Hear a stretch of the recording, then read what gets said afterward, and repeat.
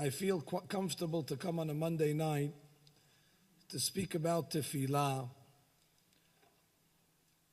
because I have a custom on Monday nights anyway, at this exact time, to talk in the synagogue on Tefillah.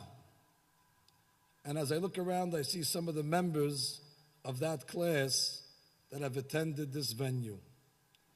So I'll continue my talk as I usually do on Monday nights. We don't come to explain words. Just by opening up a Siddur and translating, Baruch, you are blessed, Ata, you, Hashem, God, Elohim.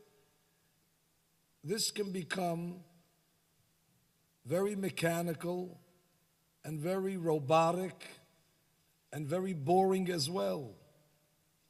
Even if you could interpret every single word in the Siddur, and you know the root word, and you know the etymology of it, but part of a proper tefillah is to understand some of the underpinnings of tefillah, some of the hashkafa that you're not going to find in the Siddur, some of the philosophy that the prayer is based on.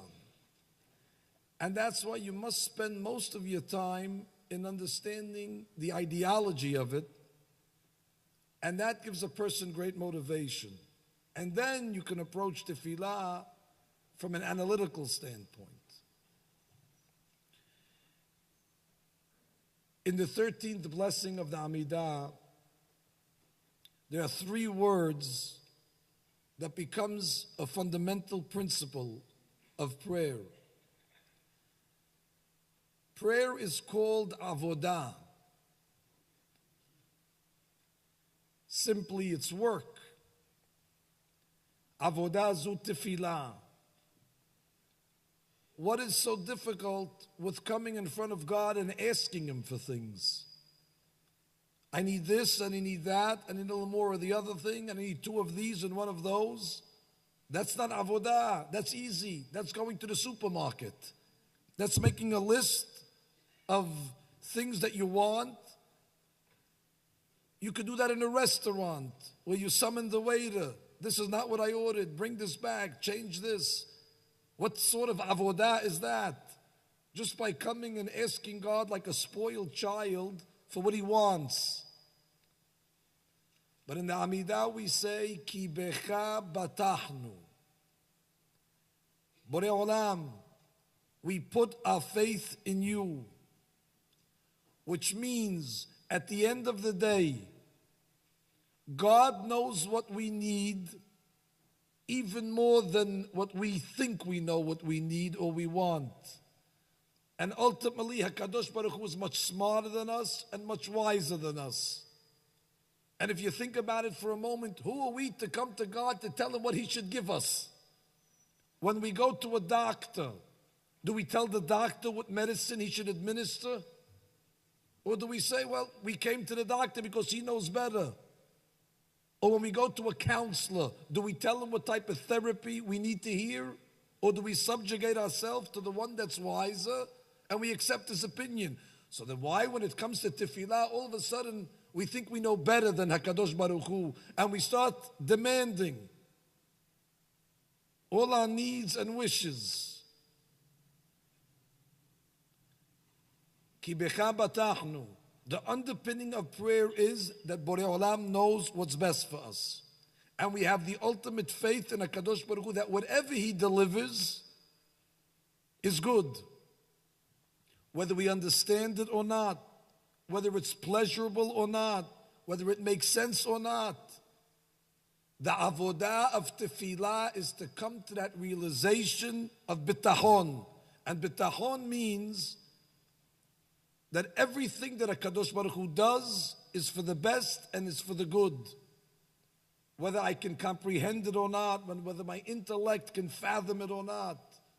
Ki becha batachnu. So then you might ask, so why do we pray then?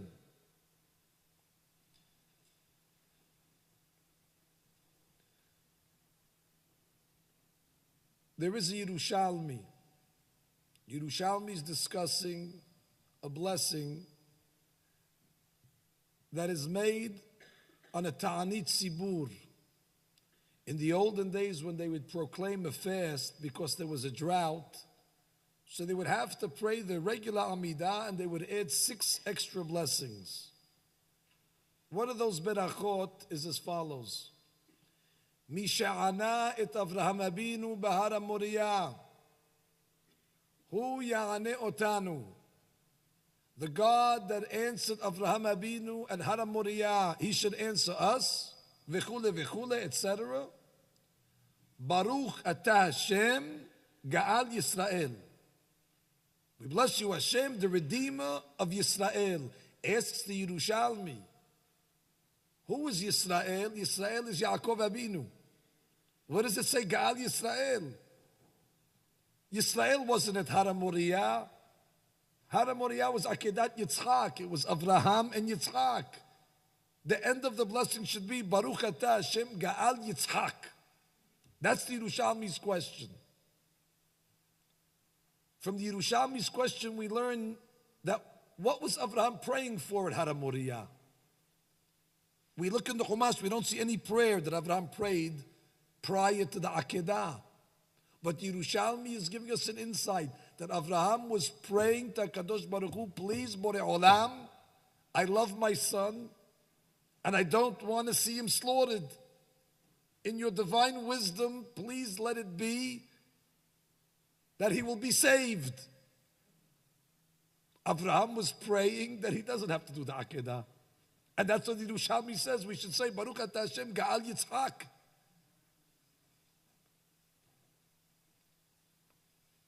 But this poses a great dilemma to us. Avraham was praying not to do the Akedah.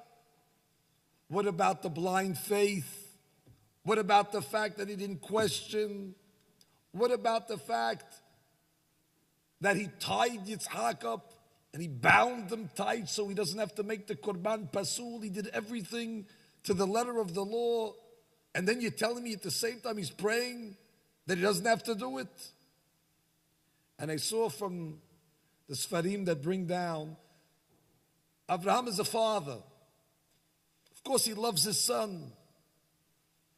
And the way he understands it, he doesn't want to slaughter his son. The normal instinct of a person, he wants his son to live. So he prays to HaKadosh Baruch Hu. From the way I understand it, HaKadosh Baruch Hu, I pray to you, Borei Olam, that somehow Yitzhak can be saved. But if you know better and you think different, and you understand in your wisdom that it's better for Yitzhak to be slaughtered, I surrender. Which means tefillah, you have both angles. You're able to approach the tefillah from a human understanding, what you would want or you would wish, and the way you understand it. But at the end of the tefillah, you're supposed to add those 3 words. But even if I don't get exactly the way I understood it, ki becha batachnu, you know better. You're the doctor, I'm not the doctor. And that's why Avraham Abinu, when he came to doing the Akedah, he did it wholeheartedly, he didn't question. And guess what? It's clear that even if Avraham would have prayed, and let's say the Akedah would have happened, let's say the knife would have hit Yitzhak and he would have slaughtered him. Let's say he would have succeeded in slaughtering his son. You know of what attitude Avraham would have had when he left the Akedah? He would say, I accept. He wouldn't have said, what did I pray for? I asked you so it shouldn't happen and you ended up doing it anyway. Avraham Abinu understood the will of God and the wisdom of Borei Olam outweighs and surpasses any human wisdom. But the way we understand it, we want it to be sweet, HaKadosh Baruch Hu. We want the judgment to be sweet. Hamtakata dinim. If you have to give us a cup of tea, we ask God, put sugar in it for us a little. But if you deem it better for us not to have the gezerah with sweetness, ki becha batachnu. So prayer is not a wish list. Prayer is an exercise in faith, where you come and you relinquish your knowledge and your understanding and your control, and you say to Borei Olam, whatever you want. Just whatever you want to do to me, but if you could do it in a sweet way. If you could do it in a way where it's pleasurable to me also. We can be comfortable also, if it could be.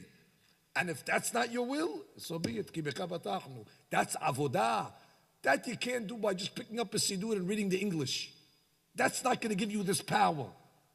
This takes years and years of developing emunah and bitahon. That's why the Gemara says tefillah is something that's omed birumo shel olam. Prayer stands in the highest echelons of the world. It's not something that novices or amateurs can master in just a few years or a few sessions or a couple of symposiums. Prayer is something that's in the highest levels. It takes years and years to develop the bitahon and the emunah that God knows more than us.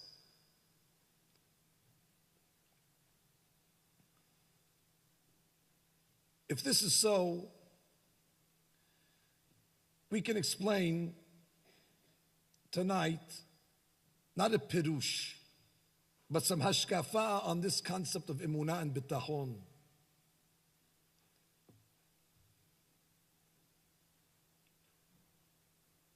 There was a great Hasidic master. They called him Rabbi Meir Mirpar Mishlan. He was on a coach, a horse-driven coach, with his rabbi. The name escapes me. And as they were on the coach together, the horses are going and galloping, and they get to a very steep incline. And Rabbi Meir Mirpar Mishlan turns to his rabbi and says, Rabbi, Shema Yisrael, the horses are not going to make it down this slope. It's going to turn over. We're going to be in danger. We have to bail out. So he wants to jump off. The rabbi tells him, just sit down. Don't worry, everything will be fine. And sure enough, the horses make it down safely. And now they get to a straight road. So the Rabbi Meir Mirpar Mishlan sits back and relaxes. And the second he sits back, the horse trips over a stone and the whole carriage flips over upside down, and both the rabbi and the student find themselves up to their neck in snow. The rabbi tells the student, I told you so. You see? He says, what do you mean? What do I see? What do I see? It flipped over and went in snow. What do you mean, what do I see? He says, why did I tell you to sit back? He says, because I saw when you noticed the incline, your reaction was Shema Yisrael. You put your faith in God. You knew that this was a dangerous situation and you need Borei Olam to help you. When you put your faith in Borei Olam, God provides a certain divine providence and a certain protection. I knew God was going to save us because you believed in Him. But what happened?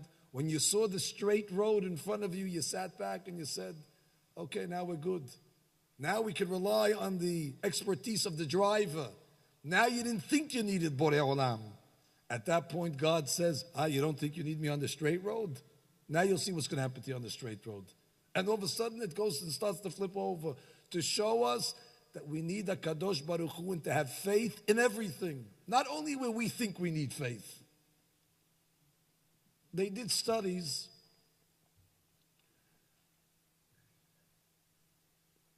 regarding automobile accidents. And the studies come out the same every year. That most automobile accidents happen locally. In front of the house, down the block, around the corner, not on the highways. Now I'm sure the AAA gives a whole dirash in explaining why that's so. But I came to explain it according to the depth of emunah bitachon. Why is it that most accidents happen next to the home and not on the highway? We would think the opposite. But the explanation is like this. Imagine your child would come to you and say, Mom, Dad, I'm driving tonight to upstate New York. Right away you get scared for them. What do you have to drive tonight for? Go in the morning when you can see better. Wear your seatbelt, drive safely. Make sure the car has enough gas. Make sure your cell phone's working. All sorts of... And then you bless them. God should be with you. Call me when you arrive. Don't forget Tefillah Derech.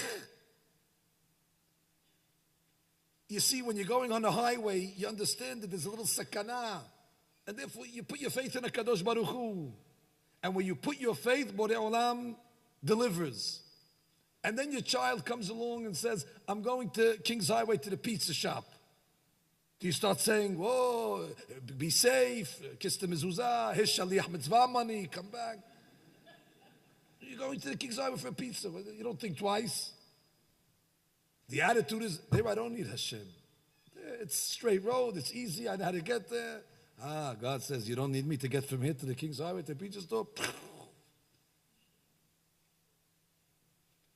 That's where the accident happens.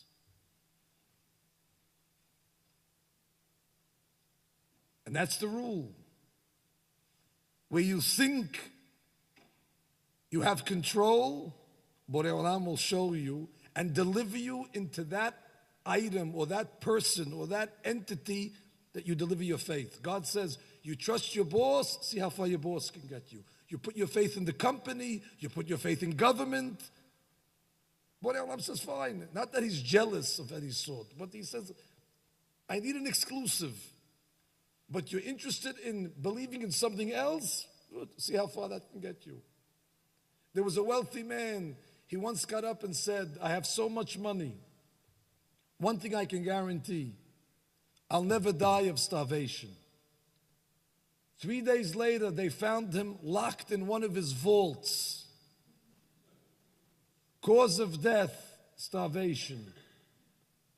God says, you put your faith in your money, go eat your money.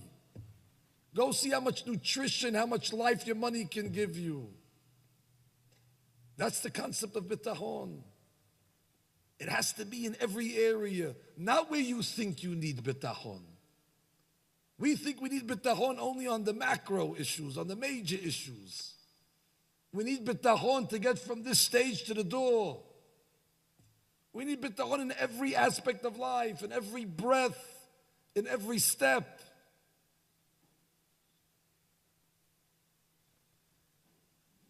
As a matter of fact,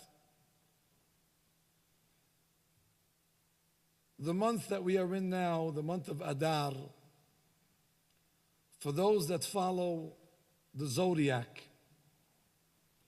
every month is influenced by a different zodiac.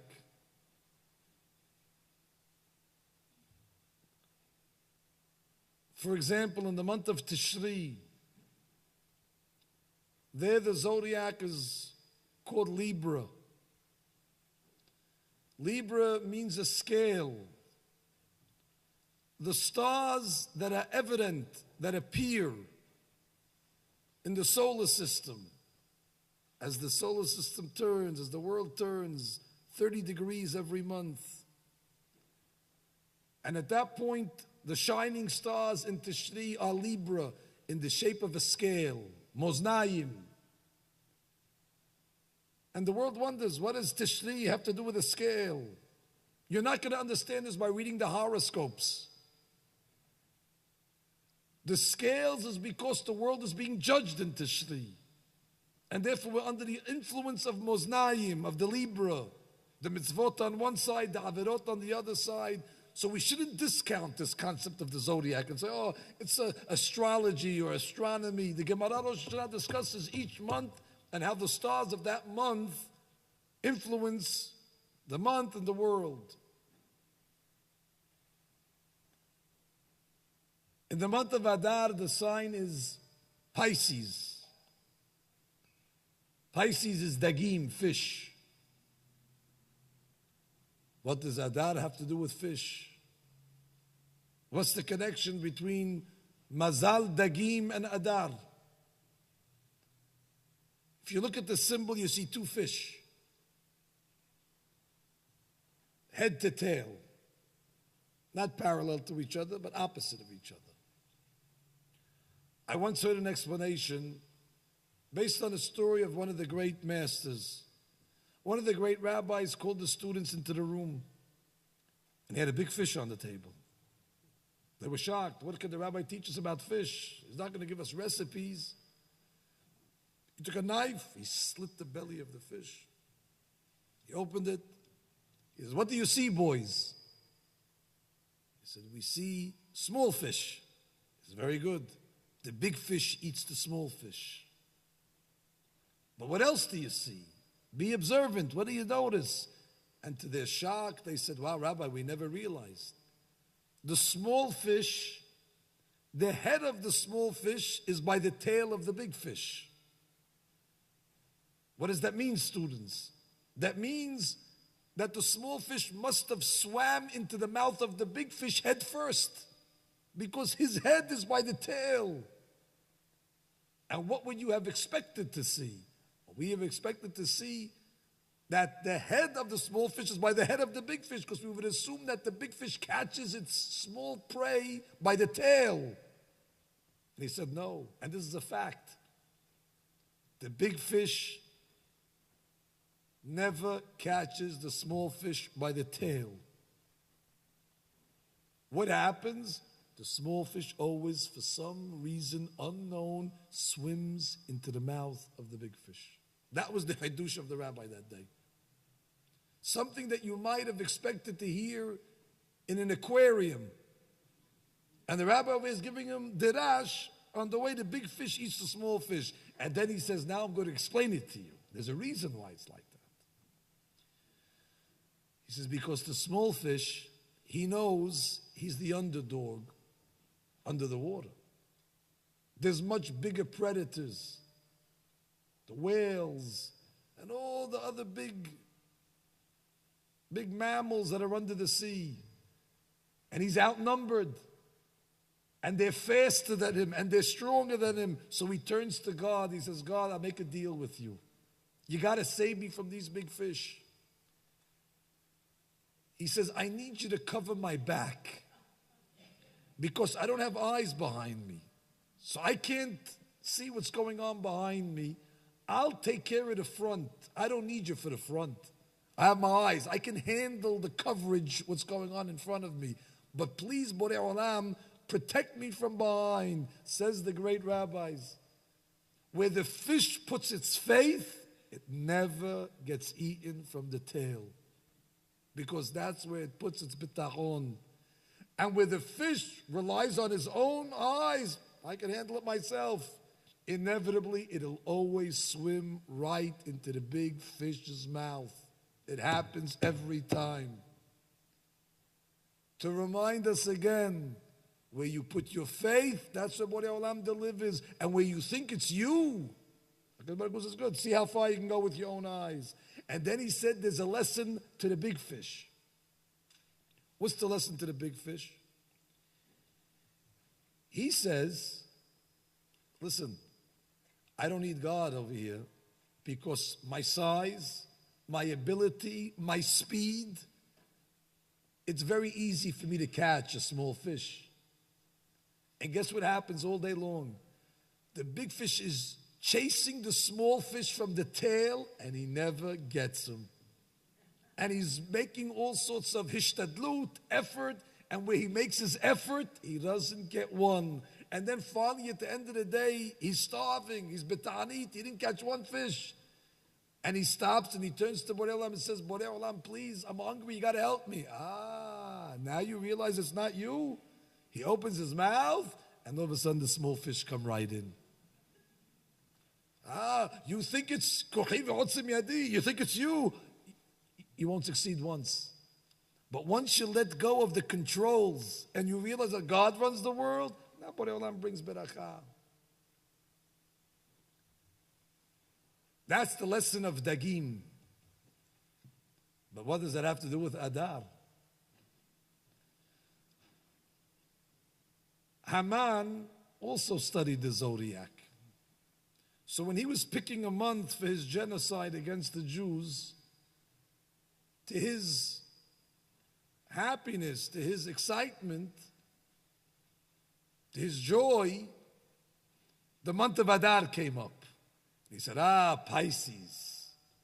He saw the two fish, And the two fish represent the big fish eats the small fish. And Haman said, I'm the big fish. And Klal Yisrael's the small fish. What a better month to pick. I have the king's signet.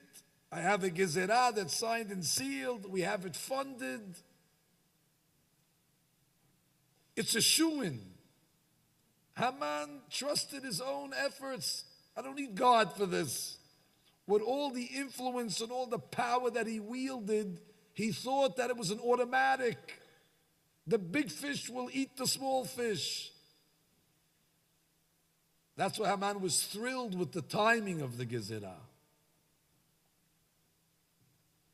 But as much as he was a maven on zodiac, he didn't know the rule of the fish. Where you put your faith, God will relinquish himself. Haman put his faith in himself, and guess what happens? It backfires on him. The tree that he made for Mordecai, that same tree is used for him, and he's hung on the gallows with his children.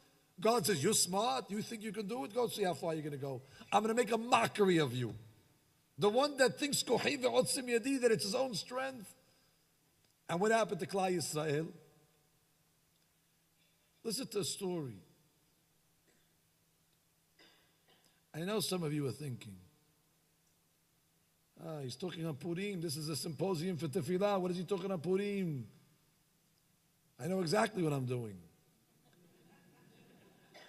I didn't come to explain to you the Sidur. I'm coming to explain to you concepts that will help your prayer. If you don't have the understanding of what does it mean, emunah and bitahon, so again, the prayer becomes listless. You can become bitter when you don't get answered. You can become upset when you see that the prayer is not working according to what you want it to do for you. The prayer is not a slot machine where you throw in some coins and you pull a lever and you expect a payout. That's not avodah. Playing a slot machine is not avodah. Anyway, back to our story.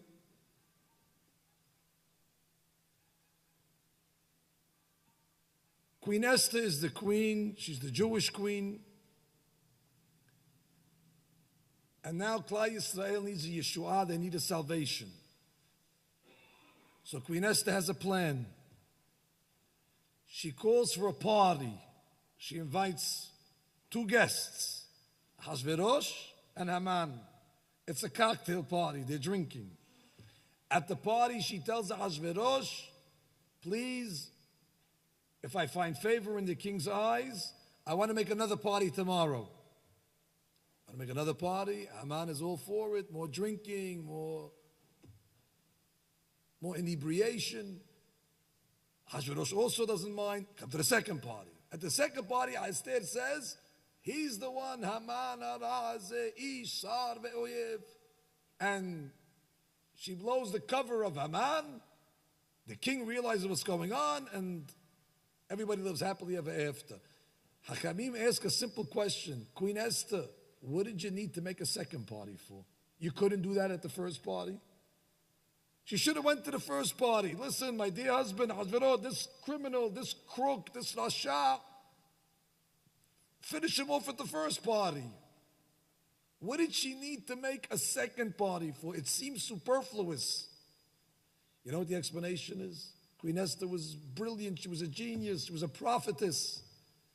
She understood that the Jewish people will only get saved when they put their faith in God and God alone, and that they come to the realization that nobody can save them and protect them, even me, Queen Esther. Because she sensed that the Jewish people were a little comfortable. They said, we have our sister in the palace. She'll handle it for us. She'll take care of it for us. She'll get us out of it. She's a queen. For sure she'll petition our cause. She noticed that Klal Yisrael was putting their faith in her. And she's a human being. How much could a human being do? So she needed to divert them.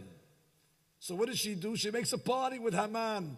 The next day in the Persian newspapers, on the front cover, what do you see?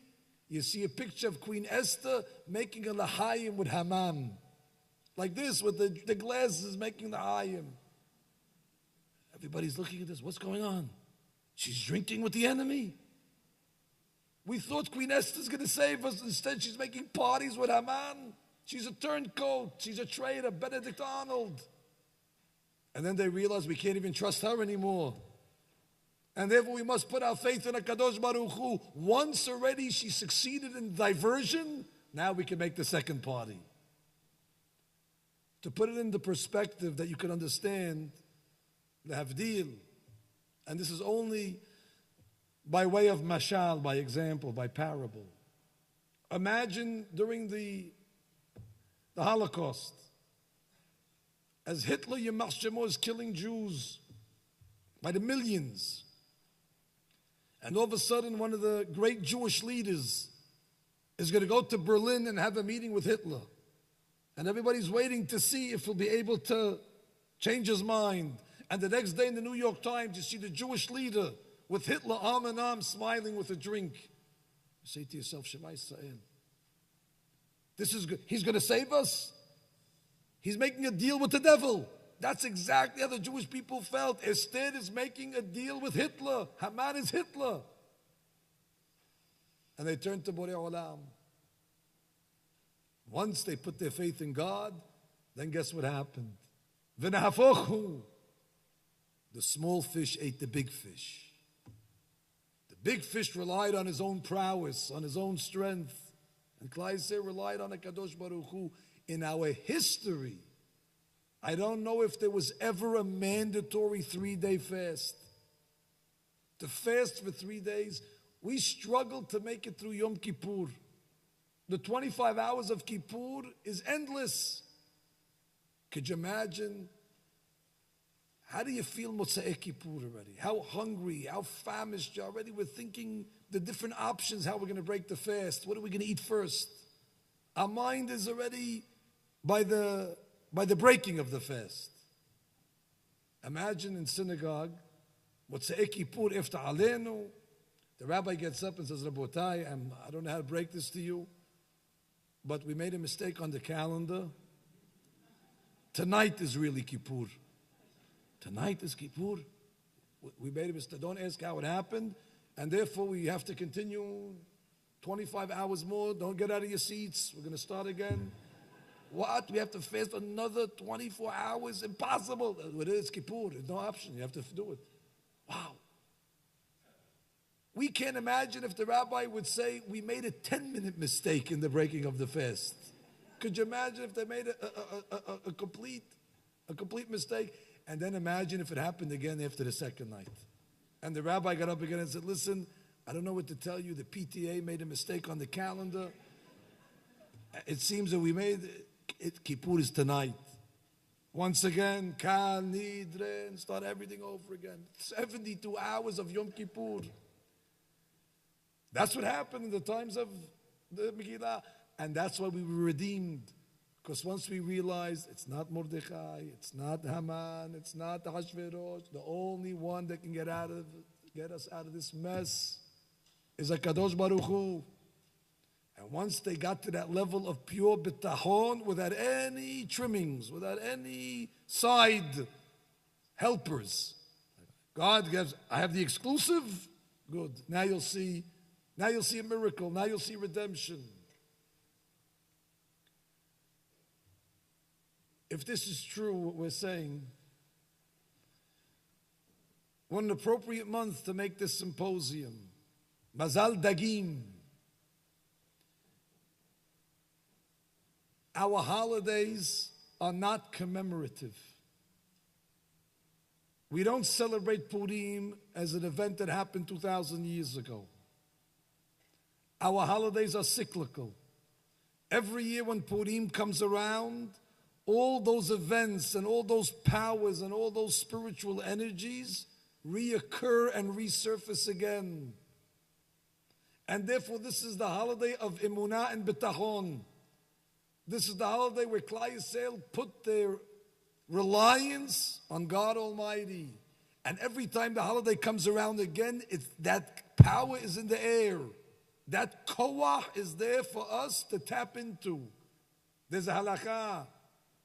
Hakoreh et ha-Megillah lemafreya lo yatsa. Whoever reads the Megillah backwards, lo yatsa. You have to read it forwards. But I once heard a derash. Hakoreta Megillah lemafreya. If somebody thinks that the story of the Megillah is history, lemafreya, you think it was a one-time event that happened and we're just coming to commemorate it. If you think Megillah is something that's lemafreya, lo yatsa. You missed the boat, you missed the purpose, you missed opportunities. So I think the timing is very good.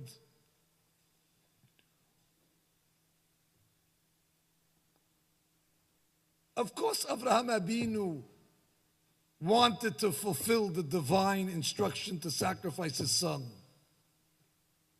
But he has a right to pray that it should come out sweet. But at the same time, God, you're the doctor. Far be it for me to tell you what to do. I can only see it from my vantage. That's the way you enter tefillah.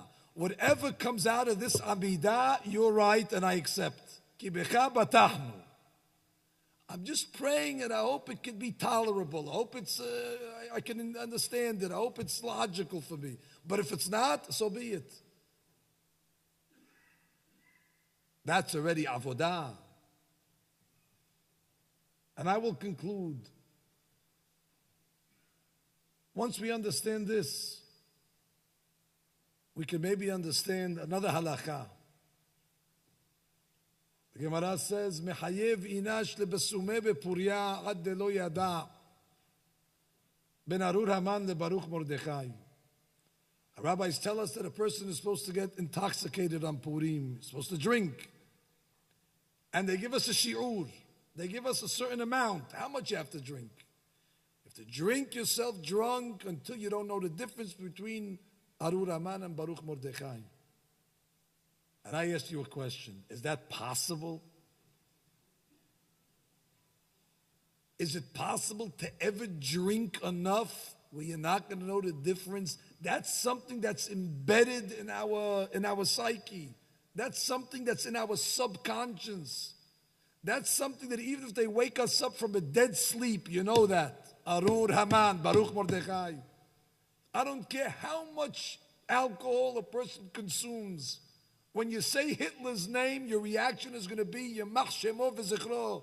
You can never drink enough to think that Hitler is Baruch. What are the Achamim telling us? Ad de lo yada. It's impossible. You cannot fulfill it. And the explanation might be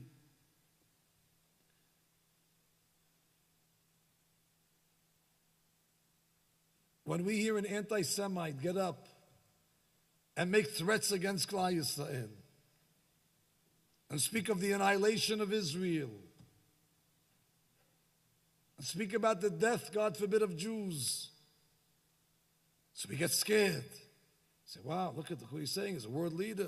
He's power. We're scared of him. But the true believer in God says he's nothing. Who is he? He cannot open his mouth unless Borei Olam sent him. He's the stick, he's the rod of God.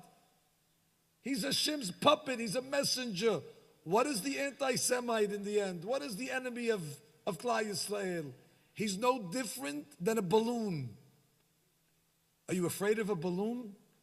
If you ever went to a birthday party, you see a big balloon, you say, oh, wow, look at that balloon. There's a balloon. You're not scared of a balloon. You know why you're not scared of a balloon? Because what is it? It's just hot air. And you know how vulnerable it is and how fragile it is. You could just take a little pin, boop, and you pop it. A human being is nothing more than a sophisticated balloon. Without the hot air that we have in us, we would not be able to exist. So we see world leaders get up and they're pounding and they're speaking their rhetoric. Don't be scared, the balloon, nothing. Take the air out of him. Take the air out of him, he goes back to the ground. And therefore, our problem is that we have emunah na Kadosh Baruch Hu. We have a lot of faith. But we have faith in God when things make sense to us. When we're making money, when we have good health, everything's Baruch Hashem, Ishtabach Shem Ola'ad, Im Yirzeh, then the faith is But let me tell you a secret. When things make sense, you don't need faith. You don't need faith if I tell you 1 + 1 = 2. Don't believe me. That you know. Faith begins where the brain cannot comprehend. If I would come tonight and tell you 1 + 1 is 3, then you need faith. The problem that separates us to Borei Olam is our mind. Because we think we know better. We think we can give God advice. We think we can give God some pointers. I would have done it this way. Because we're thinkers, we have ideas. And that's what separates us from connecting to Kadosh Baruch Hu with pure emunah. It's the da'at. Comes one day a year where Borei Olam says, I'm going to give you a chance to have pure faith. To come and recognize that there's no difference between Haman and Mordechai. Of course Haman is Arur, we know that. But Haman is from God, just like Mordechai is from God. The root of both of them come from the same source. The same one that brought the victory in Mordechai is the same one that brought Haman. This is a manifestation of God. This is one stick and this is another stick. There's no difference between the two. Haman is not a coincidence or happenstance or chance. The Arur is from Hashem and the Baruch is from Hashem. The good is from God and everything's from God. But the problem is, as long as you have your faculties working and your intellect, you don't see it that way. No, it's because of this, it's because of that. You don't see God. So the Gemara says, drink ad delo yada. You have to get rid of the intellect. You have to move the brain out of the way temporarily. Where you just have emunah peshuta, where you just believe without any chokhmot, without the thumbs, without the trying to figure it out. The drinking is to get you to the ad delo yada, so you don't have any barriers. Because that's always what's working against us. We think we know, we think we're smarter, we think we have a good, better understanding. God says, you know what? Take the brain away. Everything is from me, finished. And this is the key to tefillah. Tefillah is an exercise in bitachon. You really want to do something for your tefillah? Go by the Chovot HaLevavot of Rabbeinu Bachya and go read over there Shara Bitachon and go translate that and understand it well. And then all of a sudden you'll see your approach to tefillah becomes much more meaningful. As you're saying relationship, then already is a relationship. But a relationship that's just give me, give me, give me, give me. And when you don't get it, you're upset. What kind of relationship is that? That's the relationship of a spoiled brat. Tefillah is to bring us closer to the recognition that HaKadosh Baruch Hu runs the world. And that's the musar of the dagim. Where you put your faith, that's where already God is closer to you. And when you trust on your own ability, that's when HaKadosh Baruch Hu says, I step back. And this is a simple kavanah you could have. Ki becha batachnu. If you learned nothing from this whole derasha, just those 3 words, Ki becha batachnu, God, as much as I think I know, you know better. And I accept even if you don't deliver it like I ordered it. Even if I don't get it exactly like I thought it should have been, Ki becha batachnu. And then Be'ezrat Hashem, we pray, like it says on the holiday of Purim, Kol ha'poshet yad notnim lo. On Purim, whoever sticks their hand out for charity, you give them. Our rabbis explain, Kol ha'poshet yad b'tfilah, whoever sticks their hand out in prayer on Purim. Kol ha'poshet yad, they pray to God, notnim lo. But I'm going to tell you the third explanation. Yad is the symbol of your own strength. Kochi ve'otzim yadi. Yad is the concept where you say, I did it. My efforts. The day of Purim reminds us, Kol ha'poshet yad. Divest yourself from the yad. It's not you. Once you get to that level where you're able to poshet yad, notnim lo. Now God says, now I can deliver for you. Now already you understand, Hakol min hashamayim. And Kol ma David rachamana letav avid. Now the tefillah becomes an experience, not a selfish exercise. Becomes an exercise in emunah and bitachon, yiratzon. That with this explanation, Be'ezat Hashem, we could have a little deeper meaning of what's underneath the Sidur. And then Be'ezat Hashem, tefillot will be answered letovah, for the best. Boradam should give us the ability to accept what's for the best for us. And Be'ezat Hashem, on the holiday of Purim, Mazal Dagim should influence us and should be fulfilled on us. Kol haposhet yad notnim lo. Thank you.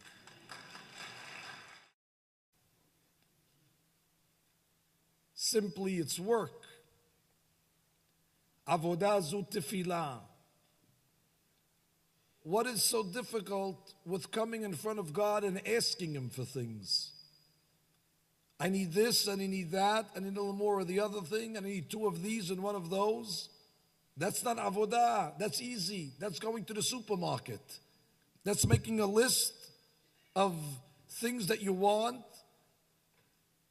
You could do that in a restaurant where you summon the waiter.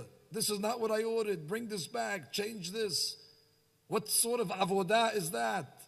Just by coming and asking God like a spoiled child for what He wants. But in the Amidah we say, Ki becha batachnu. Borei Olam, we put our faith in You. Which means, at the end of the day, God knows what we need, whether we understand it or not, whether it's pleasurable or not, whether it makes sense or not. The avodah of tefillah is to come to that realization of bitachon. And bitachon means that everything that HaKadosh Baruch Hu does is for the best and is for the good. Whether I can comprehend it or not, whether my intellect can fathom it or not. Ki becha batachnu. So then you might ask, so why do we pray then?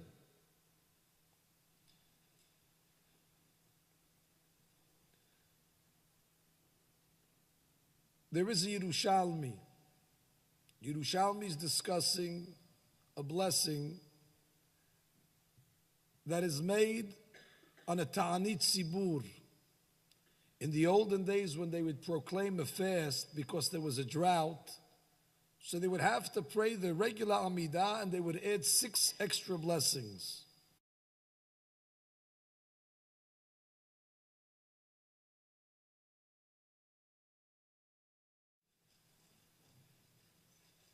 I feel quite comfortable to come on a Monday night to speak about tefillah because I have a custom on Monday nights anyway, at this exact time, to talk in the synagogue on tefillah. And as I look around, I see some of the members of that class that have attended this venue. So I'll continue my talk as I usually do on Monday nights. We don't come to explain words. Just by opening up a Sidur and translating, Baruch, you are blessed, Ata, you, Hashem, God, Elohim. This can become very mechanical and very robotic and very boring as well. Even if you could interpret every single word in the Sidur, and you know the root word, and you know the etymology of it, but part of a proper tefillah is to understand some of the underpinnings of tefillah, some of the hashkafa that you're not going to find in the Sidur, some of the philosophy that the prayer is based on. And that's why you must spend most of your time in understanding the ideology of it, and that gives a person great motivation. And then you can approach tefillah from an analytical standpoint. In the 13th blessing of the Amidah, there are 3 words that becomes a fundamental principle of prayer. prayer is called avodah, even more than what we think we know what we need or we want. And ultimately, HaKadosh Baruch Hu is much smarter than us and much wiser than us. And if you think about it for a moment, who are we to come to God to tell Him what He should give us? When we go to a doctor, do we tell the doctor what medicine he should administer?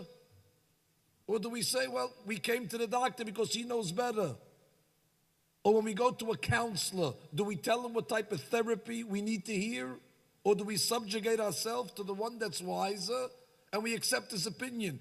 So then why, when it comes to tefillah, all of a sudden we think we know better than HaKadosh Baruch Hu, and we start demanding all our needs and wishes? Ki becha batachnu. The underpinning of prayer is that Borei Olam knows what's best for us.